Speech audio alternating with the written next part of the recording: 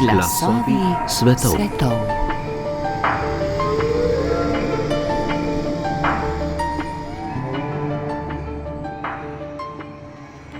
Namesto da zgodovino delimo na različna področja, kot so politična, gospodarska, kulturna in socialna zgodovina, jo raje preučujmo celostno. Le tako bomo lažje razumeli, zakaj so pri intelektualnih delih nesorazmernosti pri tem, kakšen je bil prispevek moških in kakšen žensk.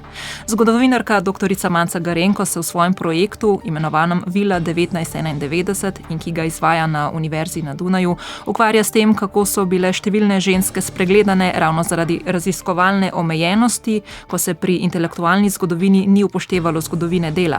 S to okoliščino lahko tudi lažje pojasnimo, zakaj se žensk in njihovega intelektualnega prispevka pogosto ni cenilo v času njihovega življenja in ali celo pozneje na časovni premici. Kako so se zgodovinsko gledano postopno odpirala karierna, umetniška, intelektualna vrata za ženske v širšem slovenskem prostoru od začetka 20. stoletja. Vabljeni k poslušanju oddaje Glasovi svetov, v kateri gostimo zgodovinarko, urednico, založnico in avtorico dr. Manco Garenko. Lepo pozdravljeni in hvala, da ste si vzeli čas za našo oddajo med svojim obiskom Slovenije. Dober dan in najlepša hvala za vabilo.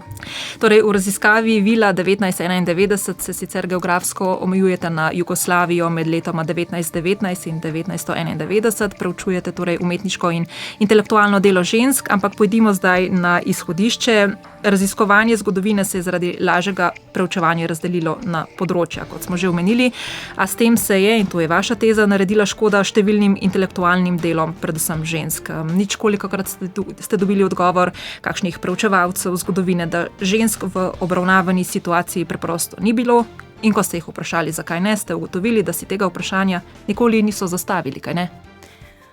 Ja, nasplošno se moram žal strinjati s tem, kar ste ravnokar dejali.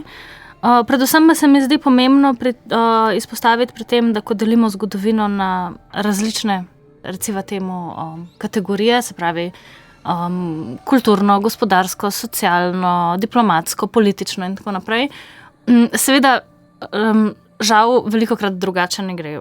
Marsikdo med nami, ali pa večina, nas ni dovolj izobraženih, načitanih, radi pa tudi nimamo dovolj časa, da bi lahko zgodovino gledali celostno in bi do enake mere poznali vse segmente zgodovine, od kulturne zgodovine do politične zgodovine. In vendar pa, se mi zdi, da s tem, ko se je zgodovina razširila na določene podskupine, s čimer absolutno ni nič narobe in kar je edini način, da je zgodovina na nek način obvladljiva, kot je za mnoge edini način, da je zgodovina obvladljiva to, da se ukvarjajo recimo z nacionalnimi aspekti, da se ukvarjajo slovensko zgodovino ali pa italijansko zgodovino in tako naprej.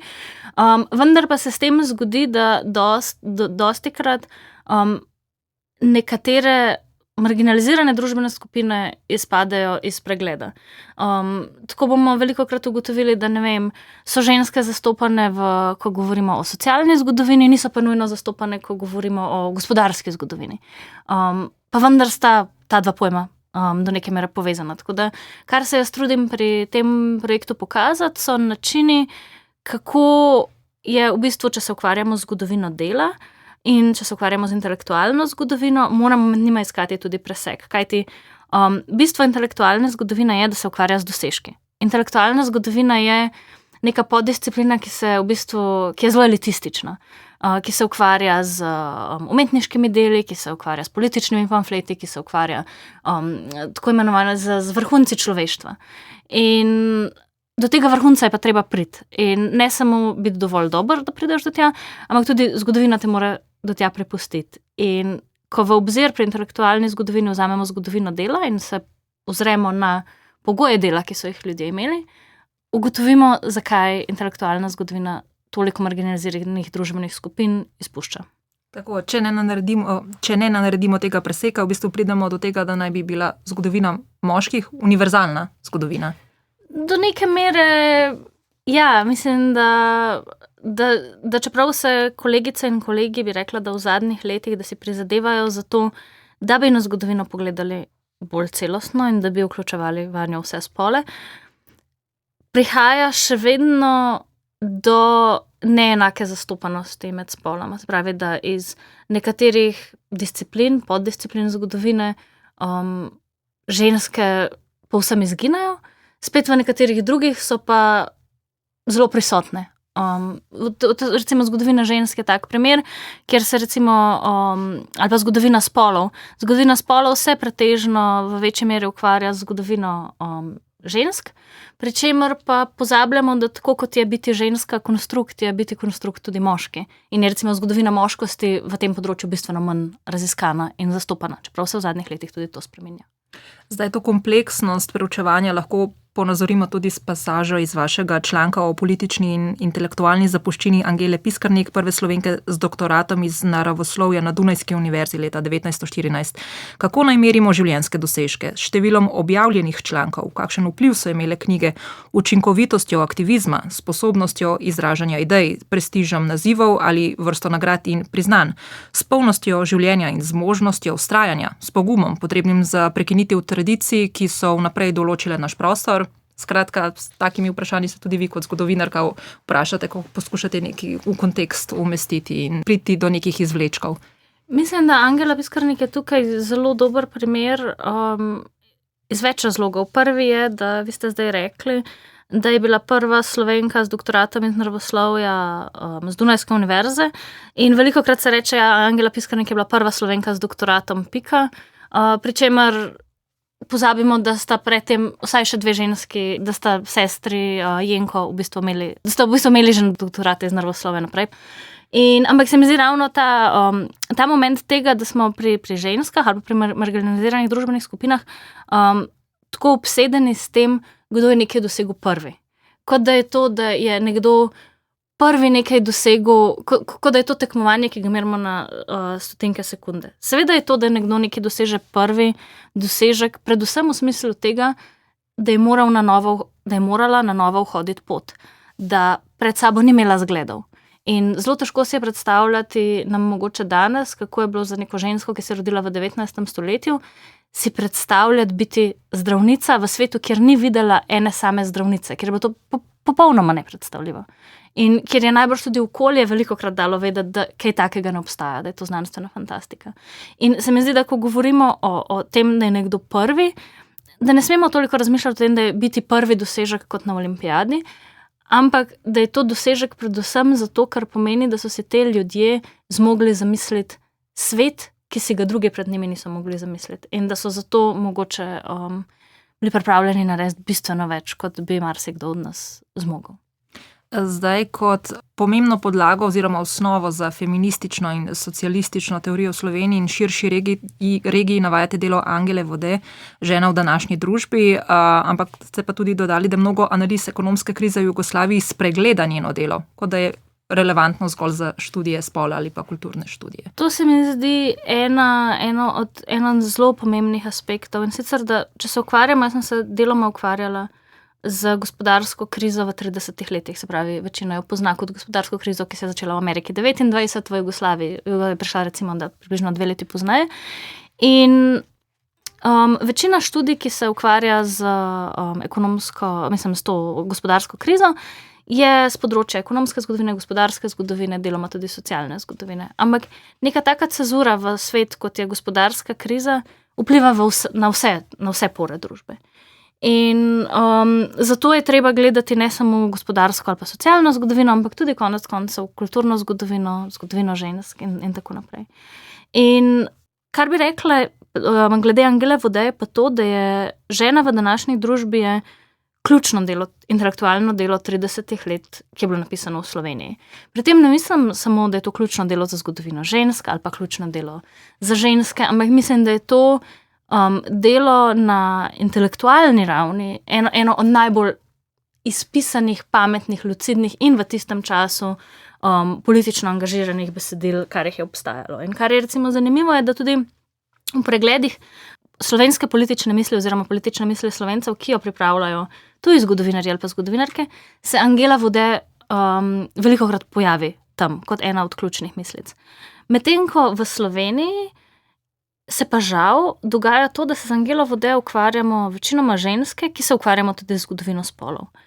In tako se mimogrede lahko zgodi, da beremo članke, ki govorijo o gospodarski krizi v 30 letih, ki niti v enem stavku ne omenijo študije od Angele Vode, ampak če pogledamo od bližje ženo v današnji družbi, vidimo, da to ni tekst o tem, kako ženske živijo, kot bi lahko nekdo mislil, ampak je to tekst, ki govori v 1/3 o gospodarski krizi, o tem, kako gospodarska kriza, kako kapitalizem 30 let vpliva na položaj ženske in na položaj družin in tudi na položaj moških. Tako da žena v današnji družbi je univerzalno delo in jaz bi se zelo želela, da bi ga zmogli brati na isti način ali pa da bi bilo brano tako pogosto, kot so brana druga temeljna dela politične misli v Sloveniji. Pa so bile ženske intelektualke pogosto potisnjene v tako imenovane manj prestižne žanre, eseji, prevodi, mladinska literatura. Kako je bilo s tem, kateri žanri so pripadali ženskam, če sploh? Na področju umetnosti so ženske vsekakor se večkrat ukvarjale z deli, ki jih je bilo mogoče, kot rečemo na pavšali, delati za kuhinjsko mizo. To pomeni, da so mogoče da niso slikale velikih platen, ampak so delale ilustracije, čeprav so bile lahko akademske slikarke po izobrazbi in čeprav so njihovi možje imeli ateljeje, da niso pisale velikih debelih romanov, ki imajo 1000 strani ali pa 100 strani, ampak so pisale kratke zgodbe ali pa otroško literaturo, zato da so lahko se hitro vračale k tem tekstom in da so te tekste, medtem ko jih je vsak dan gospodinstva, službe in tako naprej prekinul, da so lahko nadaljevali.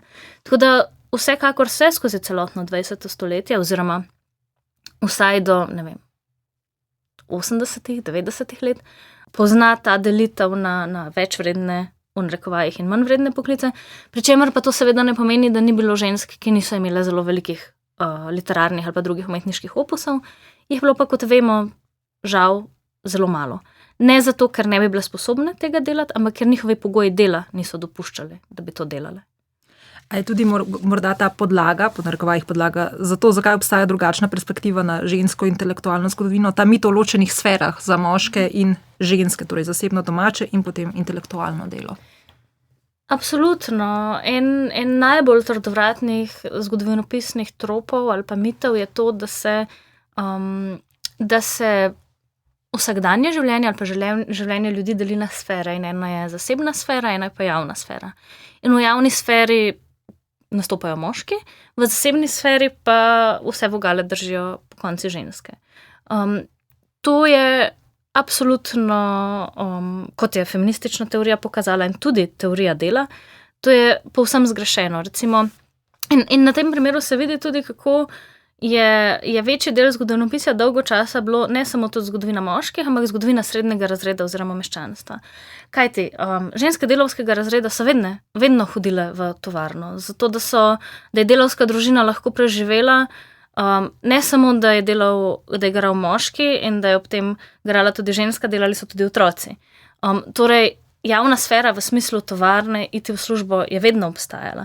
Ta zasebna sfera, to je nek konstrukt bolj neke bidermajerske Evrope 19. stoletja, kjer gre moški v službo, ženska pa skrbi za domače ognjišče, ker se to lahko privošči. Ampak prav z začetkom 20. stoletja in potem sploh pa še z gospodarsko krizo postane tudi za družine srednjega razreda nujno, da ženske začnejo delati. In delo je osnovna stvar, ki ženske porine iz zasebne sfere v javno sfero. Pričemer se mi zdi pa pomembno omeniti tudi to, da obstaja cel kup poklicev, ki so v zgodovini spregledani, recimo delo na kmetiji ali pa domače obrti, kar velja za neke vrste v zgodovini družinsko delo. Tukaj so ženske ves čas prehajale zasebno in javno. Ženske, ki so delale kot branjevke, ženske, ki so delale kot perice. Ta prehod med zasebnim in javnim ali pa med družinskim in javnim je bil zelo zabrisan. Če ti delaš na kmetiji, ki je zate cel svet, ki svet prihaja van in ti prodajaš te izdelke, kje se potem začne zasebno in javno. Tako da se mi zdi, da vsi praktični primeri ali pa večina praktičnih primerov, ki jih pogledamo, kažejo, da ločitev na zasebni in javni prostor nikoli ni zares obstajala. Tudi to prehajanje med vlogo intelektualke in vlogo matere oziroma žene je bilo zelo fluidno znotraj enega prostora za ženske v smislu, ne, kako je bilo z usklajevanjem njihovega intelektualnega dela z družinskimi obveznosti. Ne. Madžarska pisateljica Magda Sabo je v svojem romanu Vrata, ki ima avtobiografske nastavke, napisala, da je postalo jasno, da če nekdo ne bi prevzel gospodinjskih opravil, v tem primeru hišna pomočnica, bi bila tudi malo možnosti, da bi delo torej ženska, ne, da bi delo objavila. Potem imamo primer slovenske pisateljice, prevajalke, tudi nekdaj predsednice Slovenskega centra Pen Mire Mihelič, ki je tudi pisala o tem, kako je bila hvaležna za vso pomoč pomočnic, brez katerih ne bi mogla opravljati svojega intelektualnega dela, kar pa ne pomeni, da je bila izključena iz družinske dinamike. Ko je pisovala svoj vsakdan kot pisateljica, bila je poročena slikarjem Francem Miheličem, je to izgledalo tako. Vedno vstanem zgodaj in ko se ogrejem za pisalnim strojem, vstanejo tudi drugi člani družine in vdrejo v mojo delovno sobo s svojimi željami. Že sem se navadila, da nisem ločena od družine in vsakdanjih dolžnosti, ter da lahko moje pisanje kadarkoli prekinejo in z njim nadaljujem, ko imam srečo, da sem spet sama. Seveda zavidam svojim moškim pisateljskim kolegom, ki lahko ravnajo drugače. Skratka, navkljub dodatni pomoči, to ni pomenilo odklopa od materinstva in družinskega življenja. Mislim, da ste izpostavili zelo dober primer, na katerem je mogoče graditi več tez. Prva teza je vsekakor, da nobeno umetniško delo ali pa veliko intelektualno delo ne nastane brez pomoči delavskega razreda. V tem smislu so to lahko ali hišne pomočnice, ki omogočajo ženskam to, da pišejo, ali pa za številne moške v zgodovini genije in umetnike in to, so to njihove žene, njihove sestre, njihove mame, njihove hčere, se pravi, zato, da ti lahko se posvetiš kakršnekomu pomembnemu intelektualnemu ali umetniškemu delu, mora obstajati nekdo, ki bo zate upravljal delo, da preživiš. In to je prva stvar. Druga stvar je pa to, da tudi če si ženska izbori v tem času, ko govoriva v 20. stoletju, prostor za intelektualno delo, kar si Mira Mihelič glede na njen opus in tudi v bistvu družbeno veljavo že za časa svojega življenja, a vsekakor je, to ne pomeni, da imaš enake pogoje za delo. Že mislim, da iz anekdot ali pa iz filmov, literature poznamo primere, da recimo, ko se oče zapre v delovno sobo, se ga ne moti. Otroci od majhnega vejo, da ko oče se zapre, je to njegov prostor in tja se ne vstopa in se ga pusti delati. Medtem, ko so ženska vrata, kot govori Mira Mihelič, tudi če ima svojo sobo, vedno porozna. Otroci vedno vstopijo noter, padajo, jokajo, lačni so. Se pravi, te mikromomenti motnje so za ženske bistveno bolj prisotni in ko govorimo o intelektualnem delu, ki terja veliko koncentracijo, to pomeni, da lahko ženske, ki so delale v takšnih pogojih, da so naredile bistveno manj ali pa da je bilo njihovo delo že v formi, o čemer smo govorili prej, drugačno. Ko sprašujemo, kakšno vlogo so torej imeli zakon, materinstvo, skrbno delo pri kariernih možnostih žensk prve polovice 20. stoletja, je mogoče tudi to, da niso morda bile potem zmožne napisati številčno tolikšnega, sproducirati tolikšnega intelektualnega dela, torej ja, te nekakšne omejitve so njim. Absolutno. Imele so manj časa, njihov čas je bil bolj razpršen, poleg tega so velikokrat upravljale, se niso mogle scela posvetiti temu, da bi bile recimo umetnice, ampak so upravljale ob tem še druge poklice, kar marsikdo počne še danes, marsikdo vseh spolov. In se mi zdi, da ravno na primeru družinskega življenja, da družinsko življenje je samo eno tak primerov, ki kaže, da pogoji za delo niso enaki.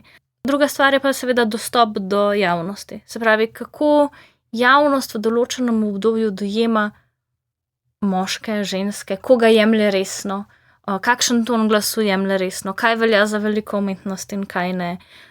Zakaj so velika slikarska platna vredna več od slikanice. Vsi ti vrednostni sistemi, ki so bili vzpostavljeni v prid moškim, ki so si lahko privoščili v večini primerov boljše pogoje dela. Seveda, absolutno tukaj ne želim posploševati, tudi v smislu, da ni spol edini, ki determinira umetniško ali pa intelektualno delo. Seveda je zelo pomemben aspekt tukaj tudi razred, iz katerega nekdo prihaja in kakšno finančno zaledje ima.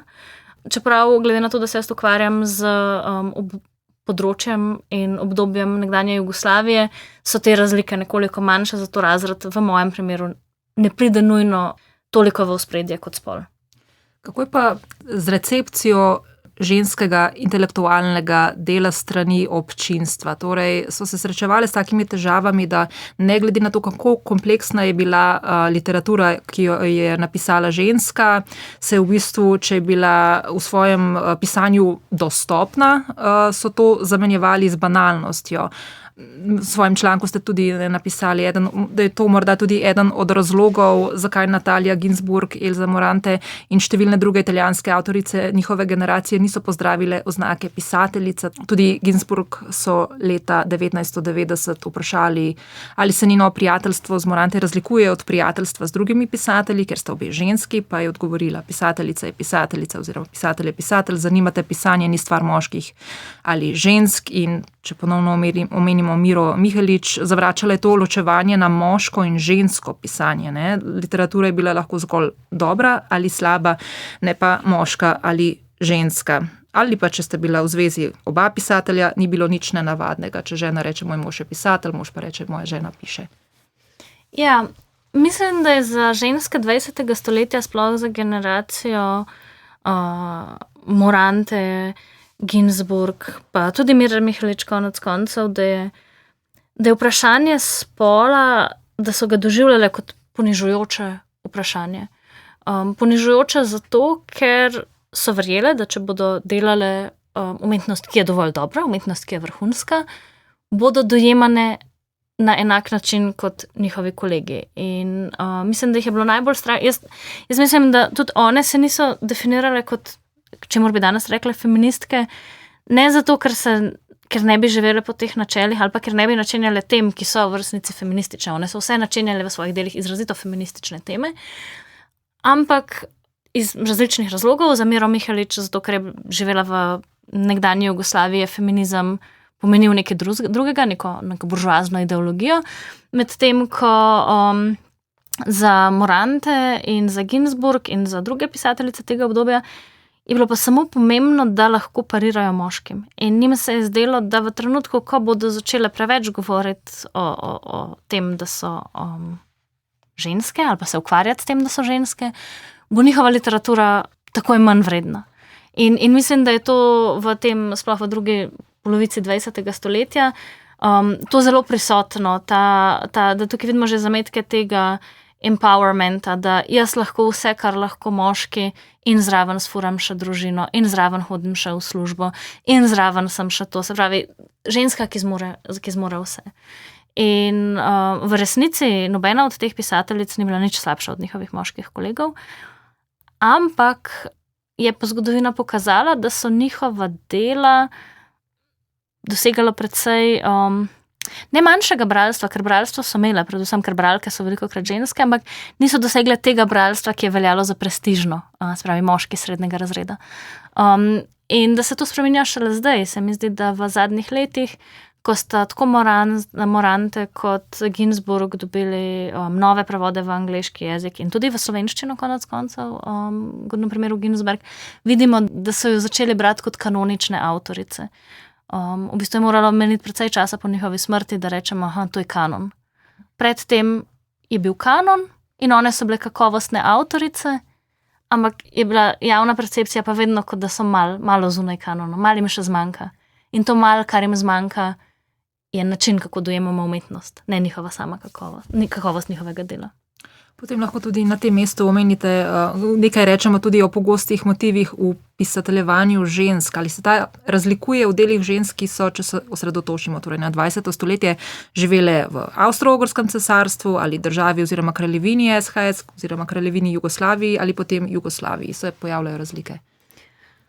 Mislim, da imamo več možnosti, tukaj več načinov, skozi katere lahko pristopimo k temu precej kompleksnemu vprašanju. En je seveda nacionalni in jaz se nacionalnemu principu v svojih raziskavah skušam izogibati. Se pravi, skušam misliti ljudi ne zunaj nacionalno, ker pač vsak je v nekem določenem obdobju to pozicioniranje skozi narod zelo pomembno, ampak skušam vedno gledati primerjalno. In mislim, da ne bi rekla, da je temeljna razlika tukaj med mogoče posameznimi narodi, ampak da je ključna razlika, če gledamo geografsko, med mestom in podeželjem. Pričemer, če gledamo slovensko literaturo, o mestih zelo težko govorimo. Zdaj, če samo pogledava, ko so prej govorili o gospodarski krizi, literatura poznih 20. zgodnih 30. let, kjer je mogoče primerjava lažja, zato ker je žensk, ki so bile na knjižnem trgu toliko manj. Literatura 30. let je, in ne samo, če opišajo ženske, tudi če opišajo moški, na področju, v slovenskem kontekstu, recimo, če pomisliva na, ne vem, Mileno Mohorič, vsebuje vedno neke didaktične elemente. Vedno je v njej krepost nagrajena in ljudje, ki niso krepostni, so na nek način kaznovani. Neka ukornost je v tem dojemanju življenja. In mislim, da to ni toliko zato, ker bi bili mi Slovenci po naravi bolj zadrgnjeni, ampak samo zato, da če ti delaš umetnost v nekem okolju, ki je toliko majhno kot slovensko, so vse stvari jemljajo bistveno bolj osebno. V tem smislu je biti pisateljica leta 29 v New Yorku bistveno bolj osvobojujoče, ker te nihče ne pozna. Tvoji starši, če ne živijo v New Yorku, sploh ne bojo vedeli, da si izdala roman. In podobno je, ne vem, za literaturo Weimarske republike, za literaturo Berlina tistega obdobja. In vidimo, da ima velemestna literatura veliko skupnega. Sploh ženske v velemestni literaturi so si na velik načinov podobne, ker gre za to prvo generacijo emancipiranih žensk, pridejo v mesto, služijo svoj denar, živijo same in to je in to je za marsikatero žensko v tistem obdobju bil toliko prelomen dogodek, da je o tem pisala. V Ljubljani recimo ta tip življenja ni bil toliko prisoten, pa tudi če je bil, če bi neka ženska o tem pisala literaturo, bi se ljudje zgražali. Če mislimo na, ne vem, roman Ex-Wife Ursula Parrott, ki govori o ločenki v New Yorku, jaz si ne predstavljam, da bi tak roman išel v Sloveniji. Ne zato, ker bi bile slovenske pisateljice manj sposobne, ampak ker okolje ni moglo zdržati nečesa takega. Ampak, kar pa vse te pisateljice imajo skupnega, tega obdobja pa, da je ena tema, ki je zelo pomembna, je delo. Žensko delo. Zakaj je žensko delo pomembno? Zakaj je to, da ženska dela, kakršnokoli službo že, zakaj je to pomembno zanjo, ne samo z ekonomskega vidika, ampak tudi z moralnega, intelektualnega in nekega dušnega. In tukaj se mi zdi pa, da ni razlik, ne glede na to, katero nacijo gledamo. A lahko potem rečemo, da predvsem mogoče za slovensko območje, da bolj kot s poklicnim pisateljevanjem so se posluževale začasnega, prekarnega, neformalnega načina dela, naprimer honorarno pisanje, prevajanje? Ja, za večino slovenskih avtoric je bilo pisateljevanje stranski produkt poklica. Nekatere med njimi, veliko jih je bilo učiteljic ali pa profesoric, nekatere so bile prevajalke, so upravljale druge poklice, ampak nasplošno vse podobno je na trgu, ki je toliko majhen, kot je slovenski, za moške ni bilo nujno bistveno drugače. Se v tem kontekstu lahko pol vidimo, ko je ravno leto Zofke Kveder, kakšna izjema je bila ona, ki je kot ženska, ki je bila rojena v 19. stoletju, se zmogla celo življenje preživljati samo s pisanjem in urajanjem. To je bil velik dosežek in tudi velika redkost. Ženskam v 20. stoletju je to uspelo sorazmerno manjkrat. Ja, bila je prva slovenska profesionalna pisateljica. V Zofki Kveder ste tudi vi napisali knjigo Lastno življenje, srečanje Zofko Kveder. V enem izmed intervjujev ste lepo opisali, kako je zgodba Zofke Kveder v bistvu nesmrtna, saj pokaže, kako velike ideje in boj preživijo človeka so večni. Sem prištevamo tudi emancipatorni boj za vstop žensko javno in umetniško intelektualno življenje in še dejali ste, da smo vse ženske dedinje njenih prizadevanj. Vse to vidite v Zofki Kveder. Ja, vidim vse to, zdaj pa, ko sem nekoliko starejša, vidim pa, ali pa si upam reči tudi nekaj drugega. In sicer, da je bila Zofka Kveder tudi oseba, ki je živela zelo dolgo časa. In ljudje, ki živijo zelo dolgo časa, imajo veliko priložnost, da naredijo kakšno napako, nekaj, kar zdaj z zgodovinske distance vidimo kot napako. Spravi, živijo in sprejemajo neke odločitve in nosijo posledice za te odločitve.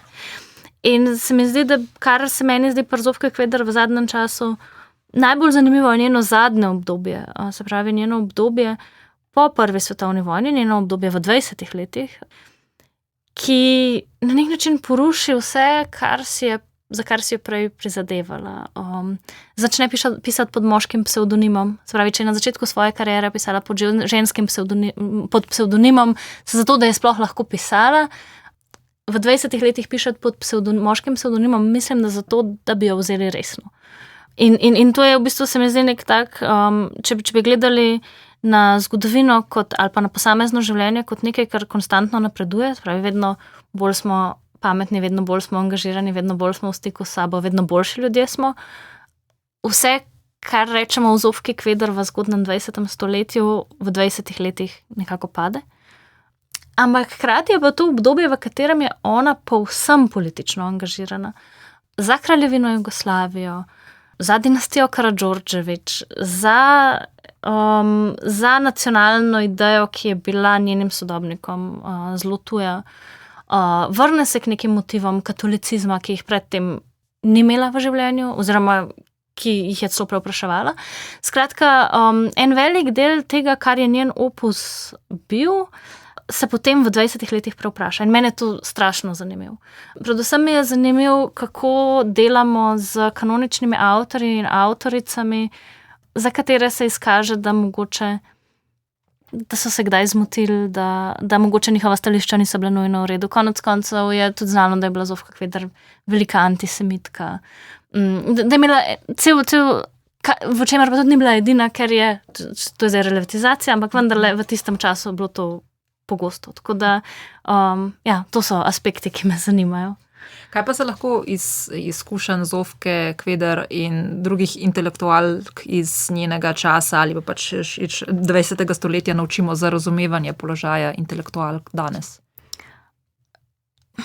Jaz mislim, da predvsem to, da recimo, kar jaz pri Zofki Kveder cenim, pa mogoče prej nisem dobro artikulirala, je to, da je bila pripravljena iti na nož in izpostavljati svoja politična stališča vse do konca. Zdaj, a se nam danes ta politična stališča zdijo ok ali ne, to je irelevantno. Zdi se mi, ta politična artikulacija, ki jo ona dela skozi umetnost, mi zdi zelo pomembna gesta. Sploh v času, ko ženska niti nima volilne pravice. Zofka Kveder niti enkrat v življenju ni mogla voliti, hkrati pa napiše ogromno političnih pamfletov.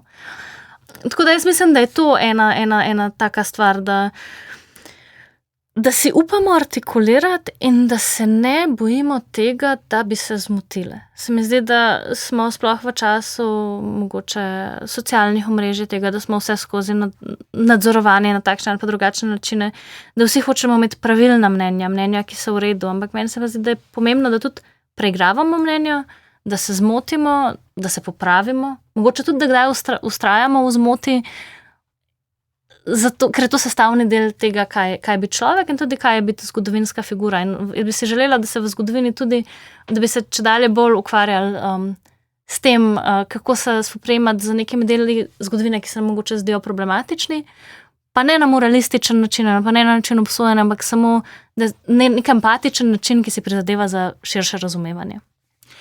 Kako pomembne so pa bile recimo v prvi polovici 20. stoletja za intelektualke razne neformalne mreže, prijateljstva, literarni krogi?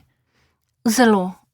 Mislim, da neformalne mreže in prijateljstva so bile tisto, kar je mnogim med njimi dobesedno pomagalo preživeti. Lahko tudi spremljamo, recimo, eno prijateljstvo, ki ga imam jaz zelo rada, mogoče tudi zato, ker je nadnacionalno je prijateljstvo med recimo Ivano Kobilco in Kete Kolvic. Ko je Ivani Kobilci najtežje, tudi potem, ko je že od njunega skupnega študija menilo že dolgo let, ko nimata več mogoče niti rednih stikov, ampak ko je njej najtežje, gre Kete Kolvic v Berlin. In se mi zdi, da te momenti utehe, ki je lahko popolnoma emocionalna, po eni strani, ali pa momenti, tega, da se prijateljice med sabo podpirajo, da si nudijo oporo v profesionalnem smislu, to se mi zdi ključno in to se mi zdi zelo, zelo pomembno še danes v bistvu. Saj brez neke mreže ljudi, ki jim lahko zaupamo in ki jih cenimo in ki nas cenijo, je zelo težko preživeti.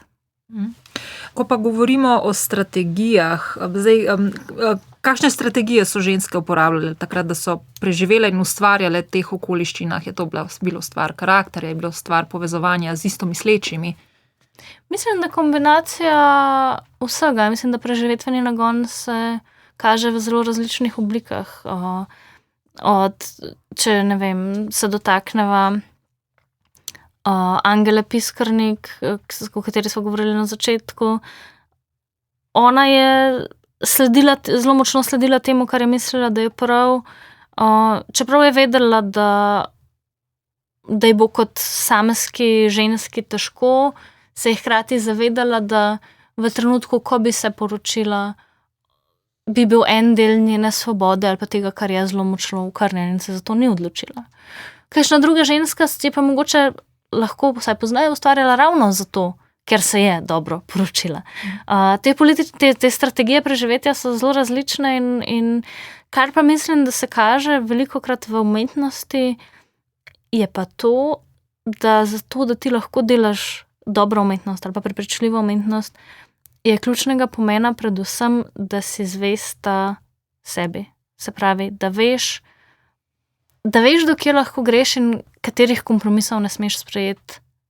Mislim, da je to ta modrost. Kompromisi so nujni. Brez kompromisov je zelo težko preživeti, ampak en kompromis preveč pa lahko pomeni, da na kocko postaviš svoje celotno umetniško ali pa intelektualno delo. Mogoče tu še o primeru strategije dobesednega preživetja življenja, že večkrat omenjena danes botaničarka Angela Piskarnik v koncentracijskem taborišču Ravensbrück je napisala kuharsko knjigo, morda nenavaden žanr za okolje, kjer je bila lakota sistematično orodje za iztrebljanje.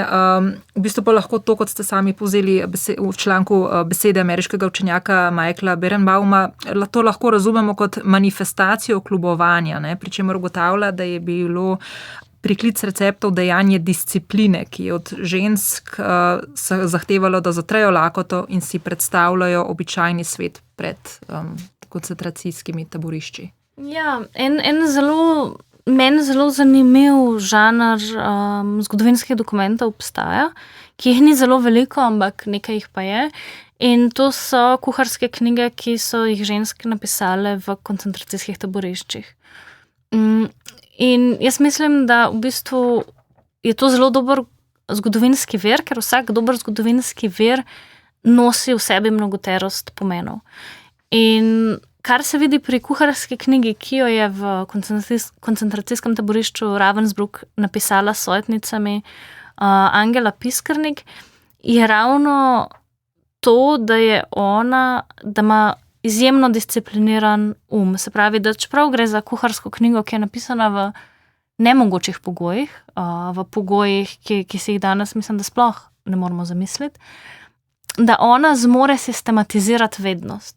In da ves ta njen trening tega, da je postala doktorica znanosti, da je bila botaničarka, da je celo življenje intelektualno delala, je v bistvu v nekem ključnem momentu tudi preživetvena strategija. In tukaj o tem piše tudi Primo Levi, ko govorijo v tekstu Intelektualec v Auschwitzu in tako naprej, o tem, kako ključna je glava pri tem, da lahko preživimo v nemogočih pogojih.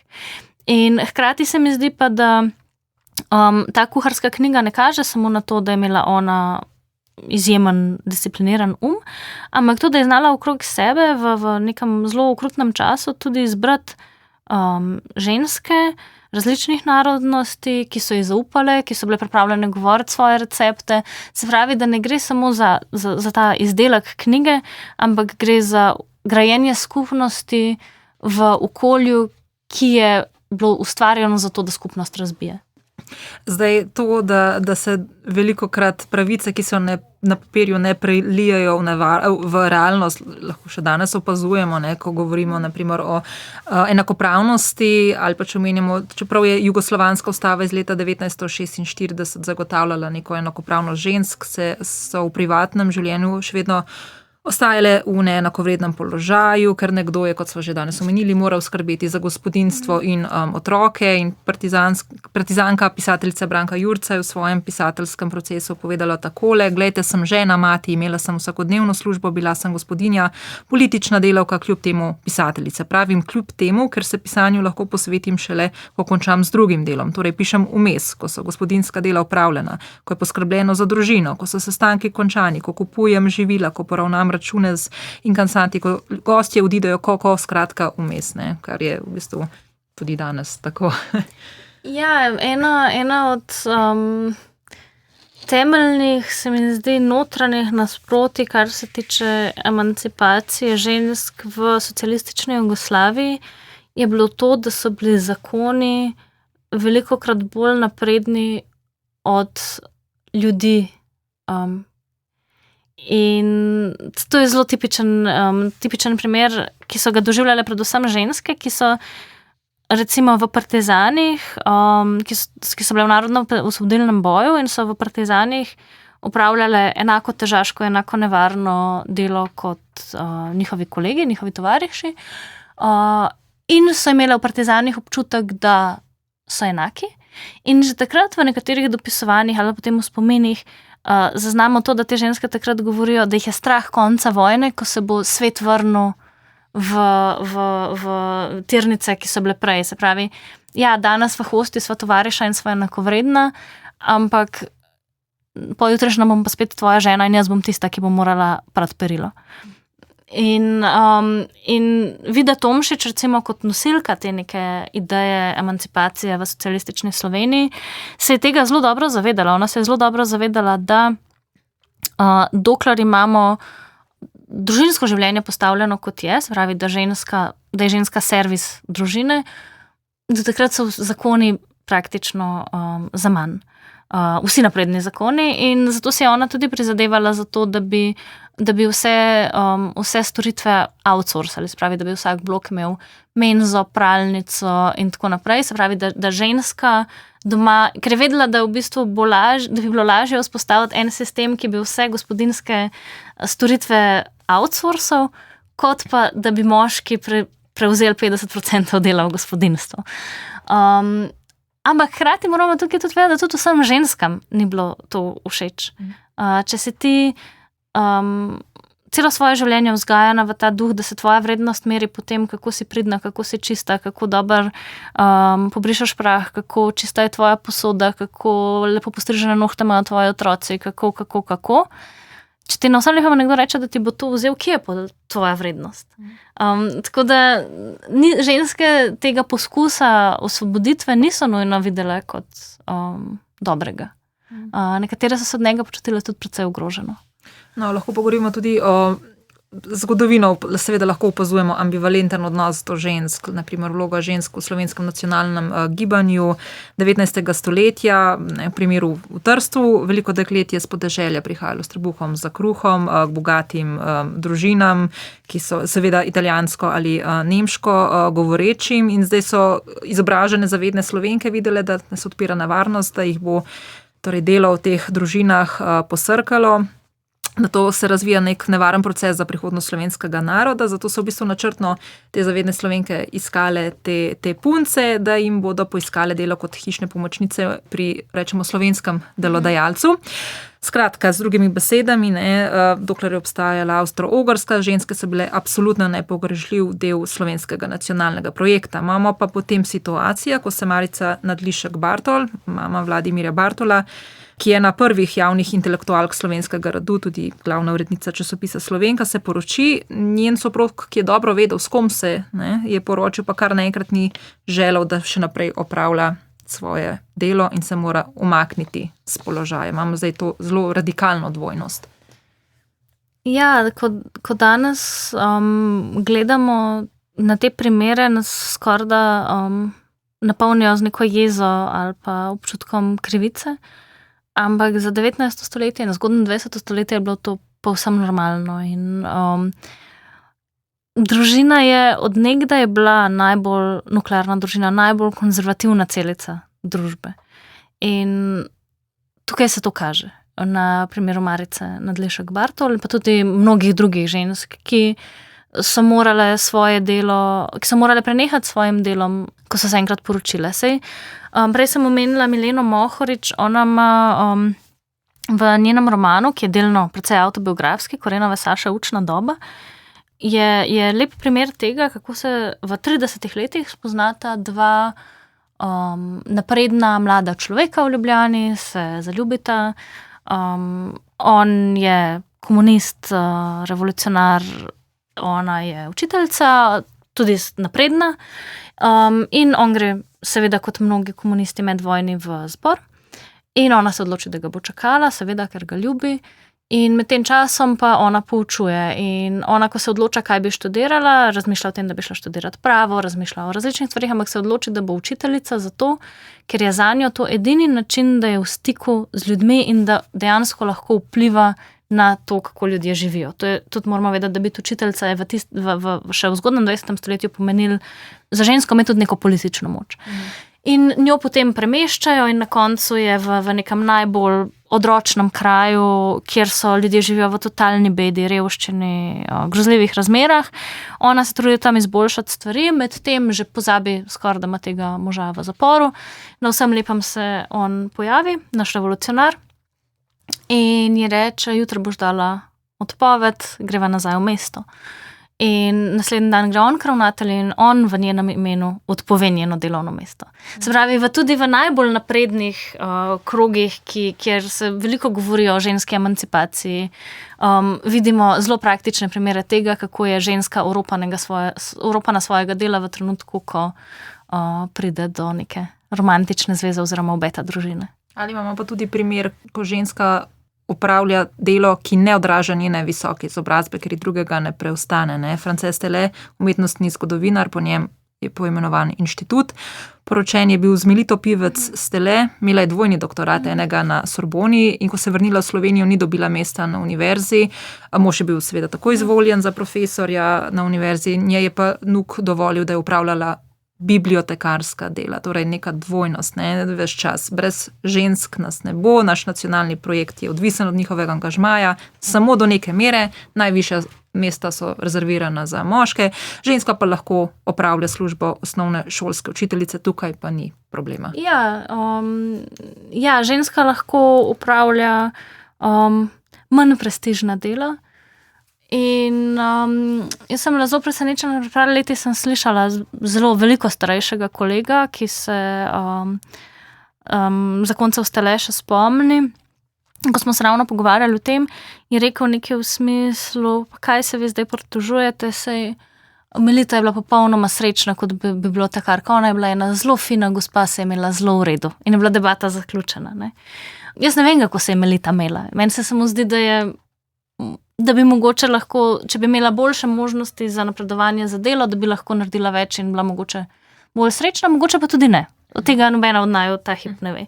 Ampak vem pa recimo za Angelo Piskarnik, ki je doktorirala leta 1914, da nikoli ni dobila službe, ki bi bila ustrezna za njeno izobrazbo. Ona je celo življenje, nekaj časa je delala v muzeju, potem pa večji del življenja poučevala na srednji šoli. In tudi, ko si je želela univerzitetne službe in je pisala dekanu prijatelju, je vedno ostajala pred zaprtimi vrati svoje celo življenje. Spravi, ona nikoli ni dobila profesure habilitacije, ki bi si jo želela.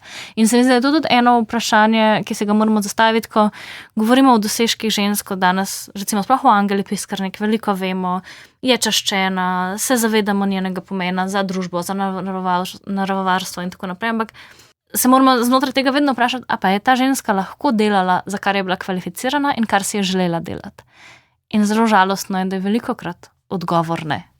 No, za konec, če mogoče vseeno lahko sledimo neki časovnici, predvsem zakonskih sprememb, ki so prispevale k enakopravnosti žensk v družbi, pa mogoče, ne vem, skozi 20. stoletje postopno vidimo, da se to spreminja torej, iz črke na papirju v realnost. Me zanima, torej, če imamo leta 45 ženske dobijo volilno pravico, imamo ustavo zagotovljeno, spremembe na področju kazenskega, družinskega, delovnega prava, cel niz sprememb.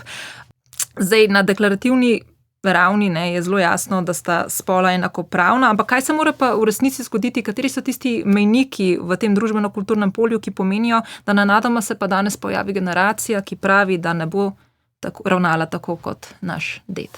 Torej, kot smo se pogovarjali skozi oddajo, čeprav je bilo na papirju jasen, da sta oba spola enakovredna, v praksi ni bilo tako. Vseeno pa, če primerjamo leta 45 ali pa danes, vseeno vidimo, da v praksi pa ni popolno, ampak vseeno so spremembe. Kaj je tisto spremembe v miselnosti ljudi, da se je pa začelo malce bolj izvajati? Mislim, zelo kompleksno vprašanje, ker danes je drugačno, ampak ja.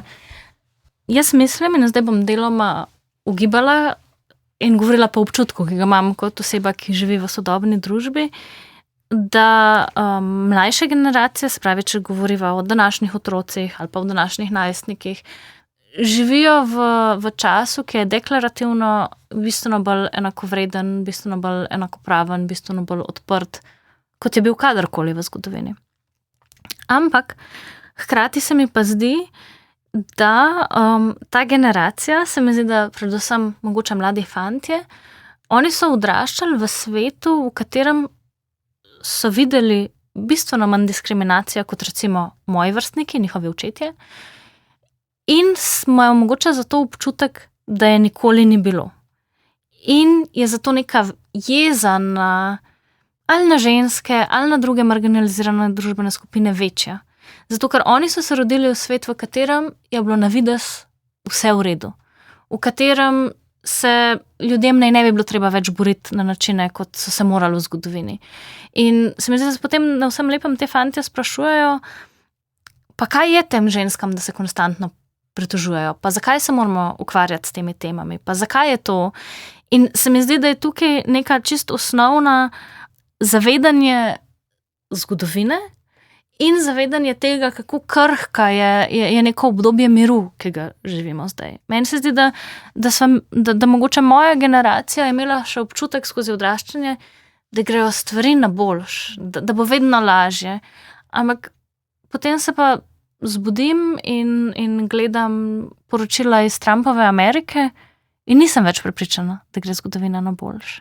In se mi zdi, da je zato, da jaz upam, da ne bo družba potrebovala ene nove, velike, katastrofalne zgodovinske lekcije, zato, da se bo spet naučila, kaj je to diskriminacija in zakaj so človekove pravice pomembne. Res samo upam to. Še bi lahko nadaljevali, nekje treba postaviti piko.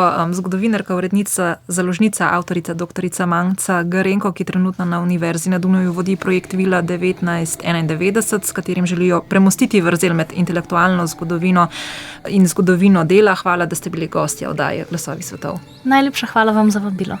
Za zvok je skrbela Klara Otorepec, oddajo sem vodila Tina Lamovšek.